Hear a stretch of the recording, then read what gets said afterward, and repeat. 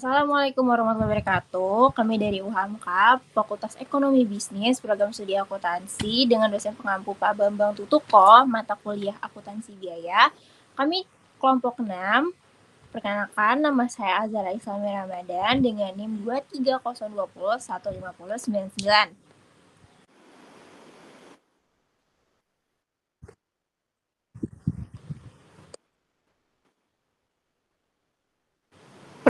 Perkenalkan, nama saya Nur Aulia Putri dengan NIM 23020151109.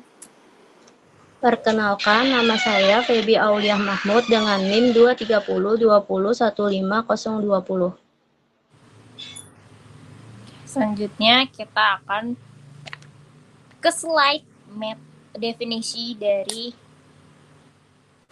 definition. Process costing is a cost accounting method used to assign production cost to unit of output in industries where goods are mass produced in a continuous flow or through a series of processes or departments. Jadi, proses costing itu merupakan metode akuntansi biaya yang digunakan untuk menghitung biaya produksi per unit dalam industri yang memproduksi secara massal dan berkelanjutan dengan produk yang biasanya homogen. Selanjutnya, Characteristic of the process costing method. In mass production companies, the production characteristics are as follows. First, the product produced are standard products. Second, the products produced from month to month are the same. Third, the production activities begin with the issuance of production order containing a standard production plan for a certain period of time. Jadi, dalam perusahaan yang berproduksi massa, karakteristik produksinya adalah yang pertama itu produk yang dihasilkan merupakan produk standar. Yang kedua, produk yang dihasilkan dari bulan ke bulan adalah sama. Dan yang ketiga adalah kegiatan produksi dimulai dengan diterbitkannya perintah produksi yang berisi rencana produksi produk standar untuk jangka waktu tertentu. Selanjutnya itu ada the characteristic of the process costing method are first, costs are charged to the work in process account per department. Second, the cost of goods manufactured report is used to collect, summarize, and calculate total cost and cost per unit. Third, the cost per unit is determined by dividing the total cost charged to a department by the total production of that department in a period. Fourth, production that is still in process at the end of the period is determined based on equivalent units. Fifth, the cost of complete units from a department are transferred or added to the next department or to the finished goods warehouse. Jadi, karakteristik dari metode proses costingnya sendiri itu yang pertama itu ada biaya dibebankan ke rekening barang dalam proses per departemen. Yang kedua itu laporan harga pokok produksi digunakan untuk mengumpulkan, meringkas, dan menghitung biaya total dan biaya per unit. Yang ketiga, biaya per unit ditentukan dengan cara membagi total biaya yang dibebankan ke suatu departemen dengan total produksi dari departemen tersebut dalam suatu periode. Dan yang keempat itu, produksi yang masih dalam proses pada akhir periode ditetapkan berdasarkan unit ekuivalennya. Dan yang kelima, biaya-biaya dari unit yang sudah diselesaikan dari suatu departemen ditransfer atau ditambahkan ke departemen berikutnya atau ke gudang barang jadi. Jadi metode proses costing ini diterapkan untuk mengolah informasi biaya produksi dalam perusahaan yang produksinya dilaksanakan secara massal. Di sini ada comparison table atau perbedaan antara job order costing dengan proses costing. Ada beberapa aspek. Yang pertama itu ada definition. Job order costing itu cost are assigned to specific individual jobs or orders. Jadi biayanya ini diperuntukkan untuk produksi-produksi yang dibuat secara khusus atau by request. Kalau misalkan proses costing, itu cost are assigned to continuous process or departments. Jadi, biaya yang diperuntukkan untuk produk-produk yang diproduksi secara massal. Lalu dari aspek type of production, job order costing ini dia secara customized atau made to order product. Jadi produk-produk yang dipesan secara khusus. Contoh perusahaannya adalah PT Gramedia Printing. Misalnya ada penerbit A yang ingin menerbitkan buku di PT Gramedia Printing. PT Gramedia Printing ini akan membuat catatan sendiri terkhusus gitu. Lalu kalau untuk proses costing itu ada tipenya itu mass produce, homogeneous produce. Jadi produk-produk yang diproduksi secara massal dan produk-produk yang homogen. Contohnya adalah PT Indofood yang produksi makanan dan minuman secara massal dan memiliki jenis yang sama. Lalu ada cost accumulation. Untuk job order costing itu dia akumulasi biayanya itu sesuai dengan pesanan. Kalau proses costing, dia biaya akumulasinya itu per departemen. Kalau misalnya dari aspek cost tracking, secara job order costing, di trackingnya itu mereka memiliki catatan-catatan tersendiri. Gitu. Kalau misalnya proses costing, dia cost trackingnya itu cost are average across unit in a process. Jadi dengan rata-rata secara departemen. Gitu. Kalau dari segi aspek work in process atau WIP, job order costing itu dia maintenance priority for each job. Jadi pencatatannya atau pengelolaannya itu sesuai dengan pesanannya. Kalau misalnya proses costing, dia itu pencatatan atau pengelolaannya itu berdasarkan prosesnya step by step atau berdasarkan departemennya. Lalu industri yang biasanya menggunakan job order costing itu adalah industri construction atau kayak printing, custom furniture. Kalau misalnya untuk proses costing itu dia biasanya dari makanan atau semen atau oil refining. Ya, Selanjutnya, step in process costing. First, analyze raw material and work in process inventory. Second, convert incomplete units to equivalent units. Third, calculate total cost.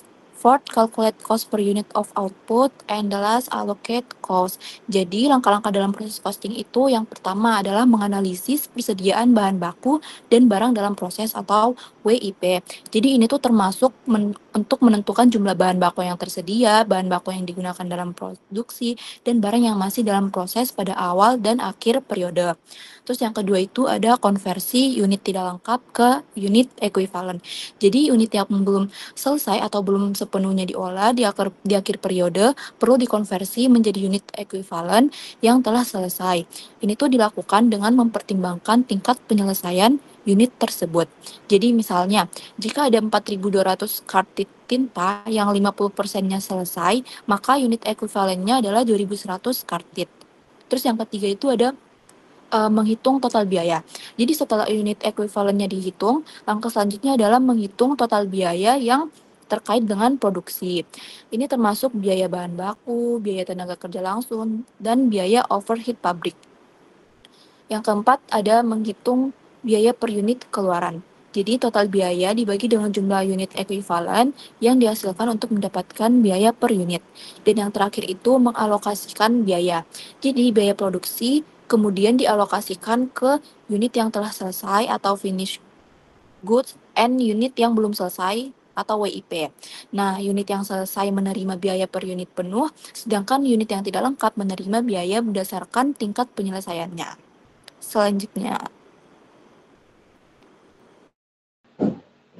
Selanjutnya yaitu equivalent units of production, converting the number of units in process into equivalent full units, so that production cost can be allocated fairly.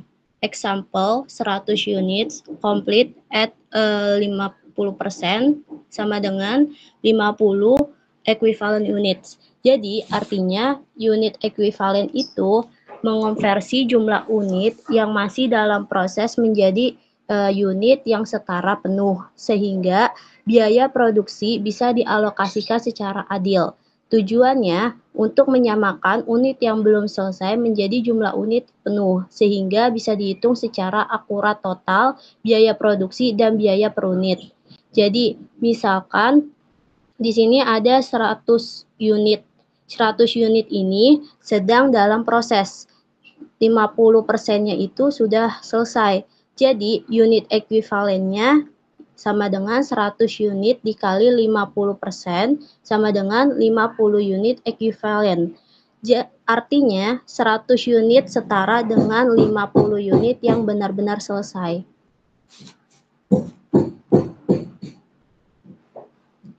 Metode FIFO. The FIFO, first in, first out method in process costing is a production cost calculation method that assumes that the first units of product to enter the production process will be complete first.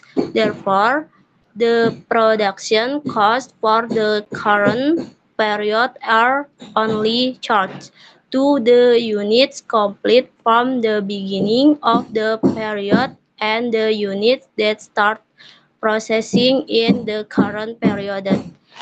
Artinya, jadi metode FIFO itu perhitungan biaya produksi yang mengonsumsikan bahwa unit produk pertama yang masuk ke proses produksi akan diselesaikan terlebih dahulu.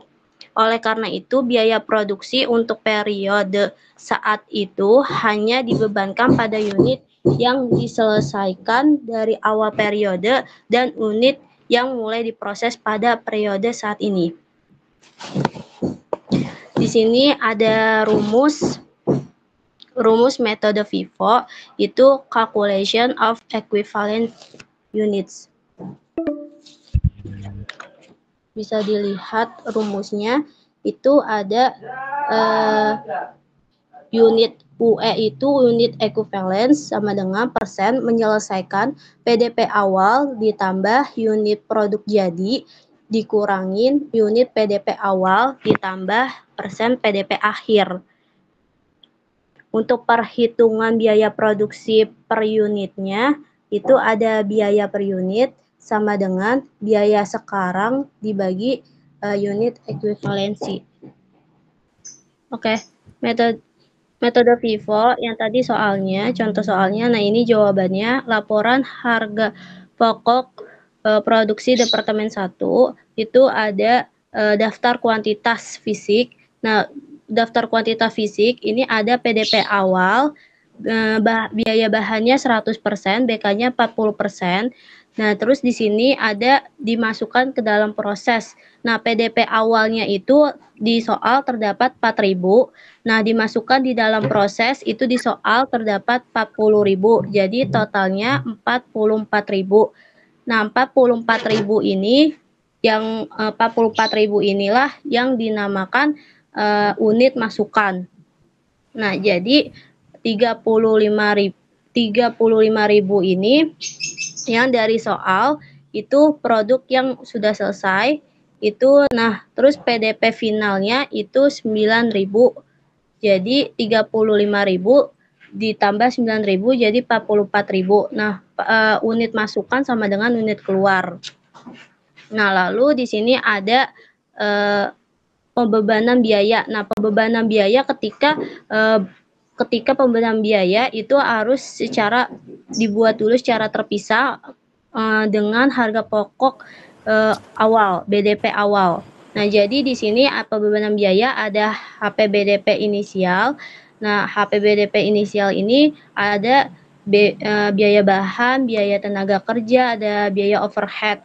Nah, biaya bahan ini di soal terdapat 1.800.000, biaya tenaga kerja 1.200.000 dan overheadnya 1.920.000. Nah, HP BDP inisial ini itu BDP awal yang sudah menyerap biaya sampai penyelesaiannya. Misalkan seperti 40%. 40% itu sudah 40% sudah dikonsumsi biayanya yang sebanyak 1.920.000 ke biaya overhead. Nah, lanjut ke type of cost. Type of cost itu biaya bahan. Bukan yang itu. Nah, tipe of cost itu biaya bahan itu di bulan Februari. Kita misalkan kita mau ininya ke bulan Februari. Jadi biaya bahannya di soal terdapat 20.200.000. UP-nya UP-nya itu 4.000 itu dari PDP awal dikali 0% ditambah 35.000 di 35.000 dikurangi 4.000. Nah, 35.000 itu terdapat 4.000 karena berasal dari PDP awal, sedangkan PDP awal ini sudah dihitung di yang 4.000 dikali 0%. Makanya dikurangin. Nah, ditambah 9.000 dikali 100%. Itu sama dengan totalnya 40.000. Nah, BTK, biaya tenaga kerjanya sebesar 29.775.000 itu 4.000 di PDP awal dikali 60%. 60% itu dari biaya yang dibutuhkan yang telah diselesaikan itu di BK-nya 40%, jadi sisanya 60% ditambah 35.000 dikurang 4.000 totalnya itu 39.700. Nah, lanjut ke BOP dan bulan Februari itu totalnya 87.290. Nah, selanjutnya itu HPUP-nya itu totalnya 2.195. Nah, di sini ada biaya yang dipertanggungjawabkan. Biaya yang dipertanggungjawabkan itu dari biaya HPBTP inisial 4.920 itu dibagi sama biaya yang bulan Februari itu jadi sebesar 92.210. Nah, selanjutnya yang C itu laporan harga pokok produksi. Inisial PDP-nya itu BB-nya biaya bahannya 100%, BK-nya 40%, itu jadi 4.920. Nah, PDP resolution itu terdiri dari biaya bahan, biaya tenaga kerja, BOP. Nah, 60% di BTK dan BOP itu 60% itu dari yang sisa yang dibutuhkan. Jadi BK-nya 40%, ya sisanya jadi 60%. Nah, di soal itu terdapat BTK dan BOP-nya itu 1.800.000 dan 2.255.819. Nah, jadi total dari inisial PDP itu 4.920.000 ditambah 4.055.000 sekian, jadi totalnya 8.975.819. Nah, jadi produk komplitnya itu produk yang sudah selesai itu 35.000 dikurangi 4.000 dikali 2.195 dari yang HPUP. Nah, itu 68.042.657. Nah, PDP akhirnya biaya bahannya 100%, biaya kerjanya BK-nya itu 70%, BK-nya 70% itu PDP akhir, PDP yang sudah final. Nah, terdiri dari biaya bahan, biaya tenaga kerja, biaya BOP itu 9.000. Nah, di BTK dan BOP-nya itu 9.000 dikali 70%. Nah, di BTK-nya itu 750, BOP-nya 940. Nah, dapat 4.545 sampai BOP-nya 5.921.524 di total dari BTK BOP itu 15.191.524. Jadi totalnya dari total PDP, total produk komplit dan PDP akhir ditotalin sama dengan 92.210.000.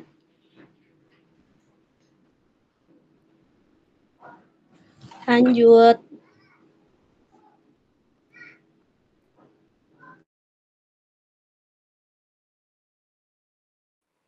Ini lanjut yang mana?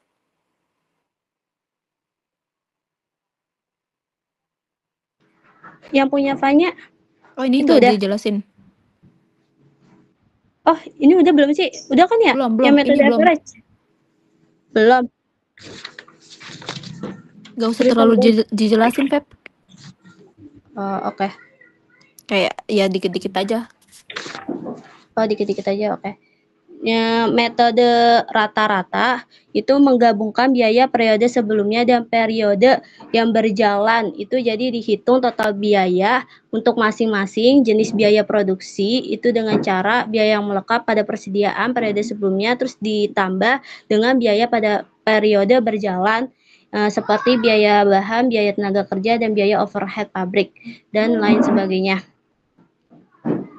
Nah, di sini terdapat rumus average, itu rumus menghitung kalkulasi cost per unit, bisa dilihat rumusnya, dan kalkulasi of unit equivalent. Production cost elements itu ada 3. Yang pertama direct material cost, yang kedua direct labor cost, yang ketiga itu ada factory overhead cost. Nah, untuk pengertiannya atau definitionnya itu adalah direction material are all materials that form an integral part of the finished product and can be directly included in product cost calculation. Examples include wood for making furniture. Nah, jadi secara mudahnya, untuk direct materials itu adalah semua bahan mentah yang secara langsung menjadi bagian dari produk yang dibuat. Nah, contohnya itu kayak misalnya kayu nih. Nah, itu kan maksudnya bahan baku langsung untuk kayak membuat meja gitu. Terus atau enggak misalnya tepung untuk membuat roti. Yang kedua ini ada direct labor. Direct labor reference to employees assigned to transform direct materials into finished product. Nah, bisa diartikan kalau direct labor ini adalah upah yang dibayar kepada pekerja yang secara langsung membuat produk dengan tangan mereka sendiri, atau pekerja yang mana terlibat langsung di dalam proses produksi. Contohnya kayak tukang kayu yang merakit meja, terus kayak ada penjahit yang membuat baju, dan lain-lain. Nah, untuk cost-nya itu berupa gaji. Next, ini ada yang terakhir, factory overhead cost. Factory overhead include indirect materials, indirect labor, and all other manufacturing costs that cannot be directly charged to specific product. Nah, kalau misalnya disimpulin itu, kayak factory overhead atau biaya overhead, itu adalah semua biaya produksi yang mana tidak termasuk ke dalam kayak biaya bahan langsung atau biaya tenaga kerja langsung. Contohnya itu kayak misalnya biaya listrik, biaya sewa gedung, terus kayak biaya buat bahan bakar mesin atau ya. Selanjutnya ini adalah production cost report. Production cost report for a department will show first total cost and per unit cost transfer from previous department. Second, materials, labor, and factory overhead costs add in the department. Third, per unit cost and in the department. Fourth, total cost and per unit cost accumulate at the end of the department's operation. Fifth, value or cost basis of beginning and ending work in process. Inventory at various stage of completion. And the last, cost transfers to the next department or to finish good warehouse. Oke, nah ini untuk contoh dari cost of production report. Misalnya kayak ini untuk satu departemen doang. Jadi ini itu contoh dari cost of production report. Di sini ada kayak yang biaya dibebankan ke departemen, terus kayak ada total cost-nya, equivalent-nya, sama unitnya.